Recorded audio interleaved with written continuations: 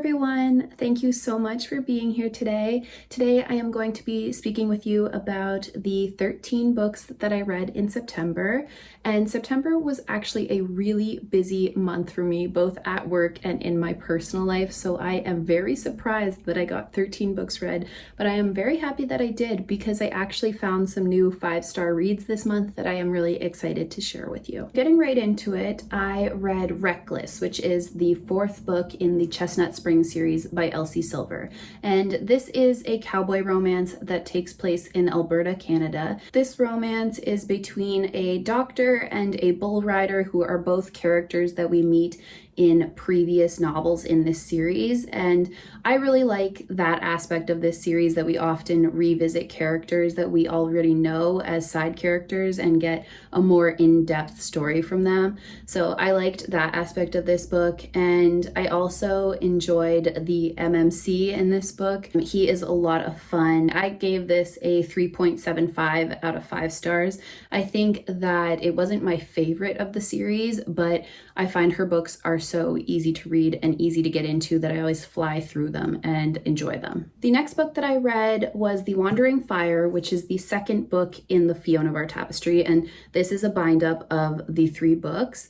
And I read the 2nd this month. I read the 1st last month. Fiona of Our Tapestry is a series about 5 University of Toronto students who are transported to Fionavar. Fionavar is a magical world with gods, mages, and mythical creatures. Each of the 5 University of Toronto students that we follow has a unique destiny in this world that determines the fate of this world. So while The Fiona of Our Tapestry is not a series that I would typically pick up by myself, it is one of my dad's all-time favorite series. So I decided to read it so that we could chat about it together.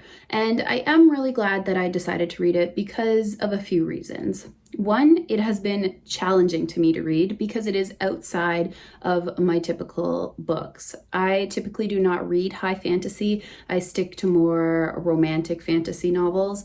And this one is a little bit more in-depth and has definitely more characters and a little bit more world building than I am used to. So this is a bit of a challenge for me to read, and that is good. It's also one of Guy Gavriel Kay's first ever books and was actually written in the 80s. So that has been a bit different for me to read as well, because I am typically reading books that have come out more recently. It's definitely great to be reading this and to be chatting about it with my dad because he loves it so much. So it's definitely great to share this with him. The next book that I read, I actually don't have a physical copy of because I borrowed it from the library, but that book was Sleeping Giants. And this is a sci-fi novel. So in Sleeping Giants, we follow a scientist who had a childhood experience where she fell into a giant metal hand that was buried underground. We follow this scientist as an adult as she leads a secret team of people who are trying to find the rest of the body parts to this robot that she encountered when she was a child. This novel is really unique because it is told through interviews and transcripts, and it is a really fast-paced sci-fi about alien technology. So I really enjoyed this book and I gave it a 3.75 out of 5 stars, and I'm really excited to continue on with this series. I also read Wild Reverence by Rebecca Ross, and I actually did a reading vlog that included this book, so if you would like to see my more in-depth thoughts on it, you can watch that as well. But this book takes place in the same world as her Letters of Enchantment series, except for the difference is that we are now following the gods rather than mortals in this world. So in this book, our main character Matilda is born to a goddess in the underling realm and a father of the skyward realm, which puts her in a unique position because she is able to travel between the realms and she becomes a messenger for the gods. While this book follows the gods in this realm, there is also a romance element to it. We learn about this romance very early on because Matilda is being delivered scrolls by a goddess in the underling realm, which depict dreams that a mortal boy is having about her. So she knows that this boy, Vincent, is dreaming about her. And as she grows up in this novel, their paths continue to intertwine. So there is a strong romance element in this book as well. I really loved this book. I loved loved learning more about the gods in the Letters of Enchantment world and the dynamics between them. This was fast-paced and atmospheric, poetic, and romantic. I gave this a 4.75 out of 5 stars, and I think that if you have read Divine Rivals and Ruthless Vows, this is an absolute must-read. So continuing on with the same author, I read Dreams Lie Beneath by Rebecca Ross. This follows Clementine, who lives in a village that is cursed each new moon. And on each new moon, magic leaks from a nearby mountain, which allows nightmares to come to life. To combat and fight against these nightmares, magicians in this world work as wardens to protect their village. Our main character in this book, Clementine, is an apprentice to her father, who is a magician and a warden to her village. And she is ready to take over for her father until 2 other magicians come and challenge him for his wardenship. This was not my favorite Rebecca Ross book that I have ever read. However, I did really enjoy it. I found that this was a very unique story. I loved the elements of the nightmares coming to life. There's also a romantic element to this story, which I enjoyed, and I didn't feel like it was central to the plot. There was also other things going on within this, and I really enjoyed it. I thought it was very unique, so I gave this one 3.75 out of 5 stars. I also read The Girl Who Fell Beneath the Sea, and this is a book that follows Mina, who lives in a village where they pick a girl every year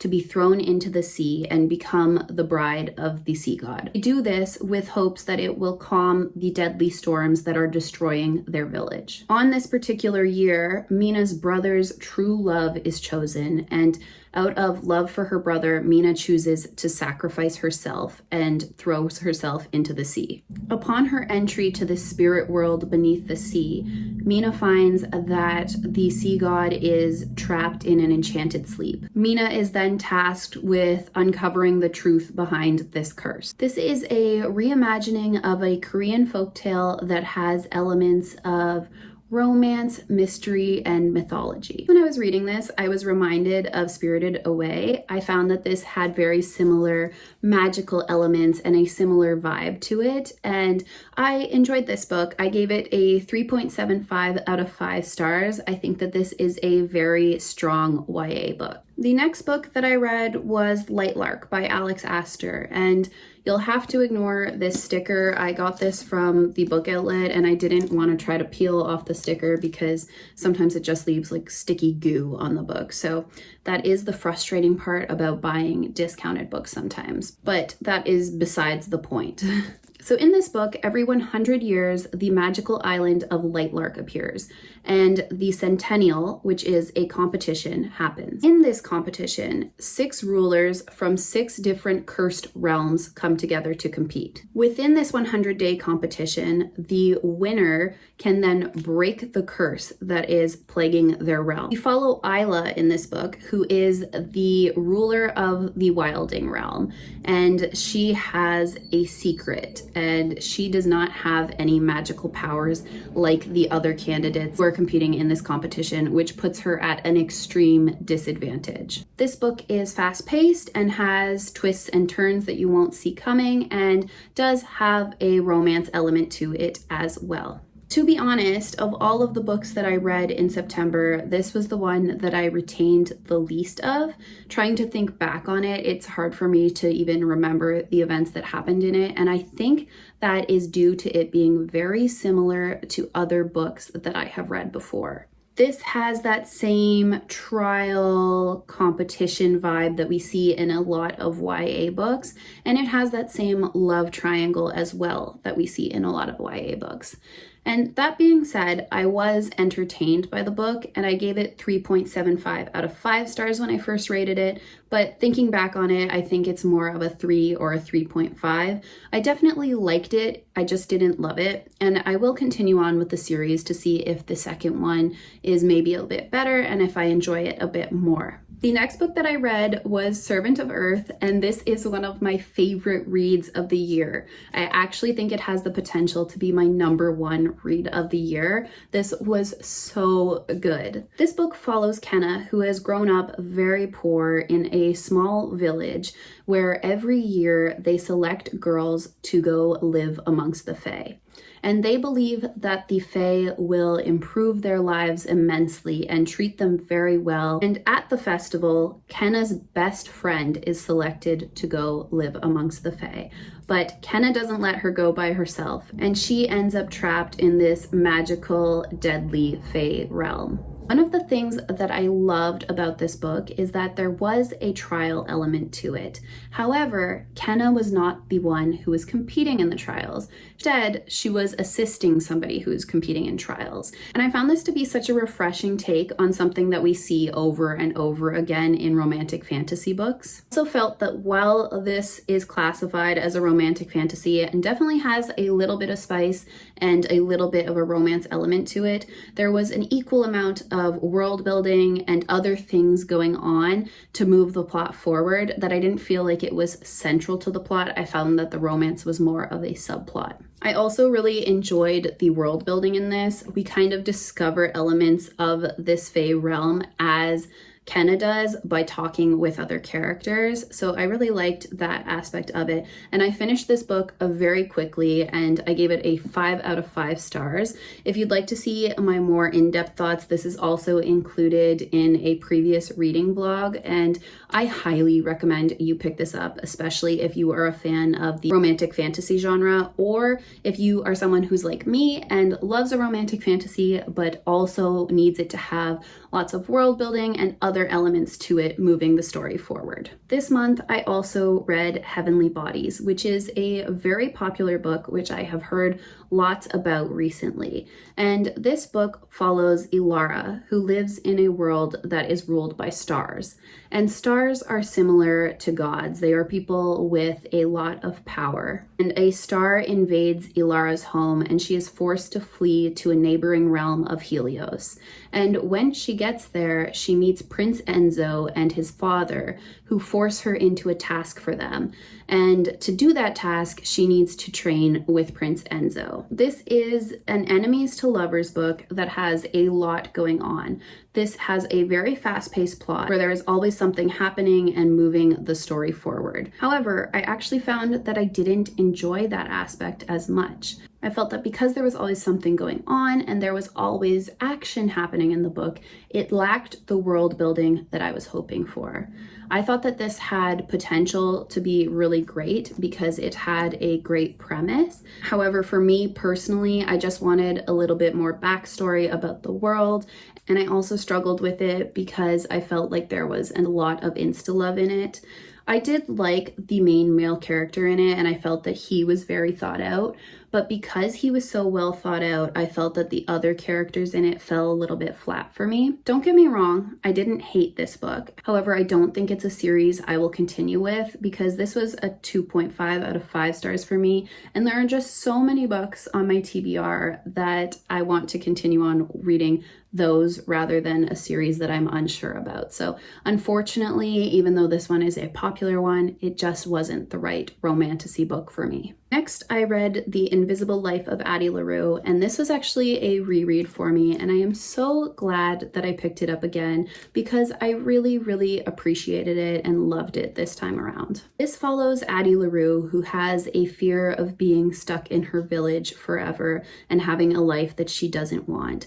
So she makes a deal with a mysterious god-like stranger, and she becomes cursed through that deal. And she is cursed to never be remembered.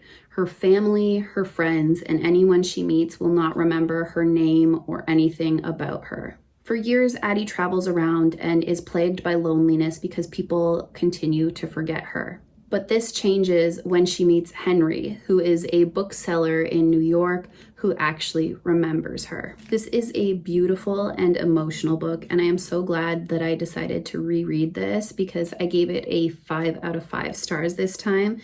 Previously, I had left this unrated because I just didn't know fully what my thoughts were on it, but This time around, I really, really loved it, and this was the right time in my life to read it. This is a beautiful book that I definitely encourage you to pick up.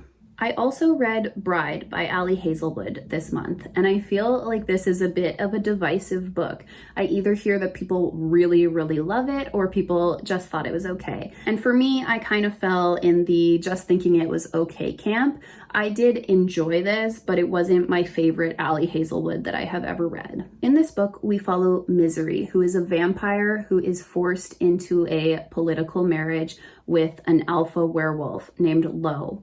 And before I go on, I just want to take a minute to say that I love her name. Misery is the perfect name for a vampire. So Misery and Lo get married, and this marriage is meant to strengthen the ties between their species. But Misery actually has another motivation to marrying Lo, and that is that she thinks he is involved in the disappearance of her best friend. So while this wasn't my favorite Ali Hazelwood book, I do want to say that I was impressed by the world building in this. I felt like for somebody who typically writes contemporary romance, I was surprised by the amount of work that she put into the world building and politics in this. I wouldn't say it was super in-depth, however, more than I expected from somebody who primarily writes contemporary romances that take place in non-fantasy worlds. Overall, this was an okay book for me. It was 3.75 out of 5 stars. Definitely enjoyable, but just not my favorite Ali Hazelwood that I have ever read. I also read Heartless Hunter, which I really enjoyed. I was looking at reviews for this on Goodreads, and I find that people tend to either really like it or really don't like it. And for me, I really, really enjoyed this. This book follows Rune, who is a witch in a world where witches are outcast and people are hunting them and trying to purge them. And she is keeping her identity as a witch secret, while she also tries to rescue other witches who are being hunted. To gain more intel on the witches that are being hunted, Rune decides to begin courting a witch hunter whose name is Gideon. Gideon absolutely hates witches, and Rune is put in an interesting position of trying to court him while keeping her identity a secret from him. I found this book to be very action-packed and fast-paced. I really enjoyed reading about the history of the witches in this book, and I also enjoyed the romance element to it. I'm really excited to pick up the second book in this duology.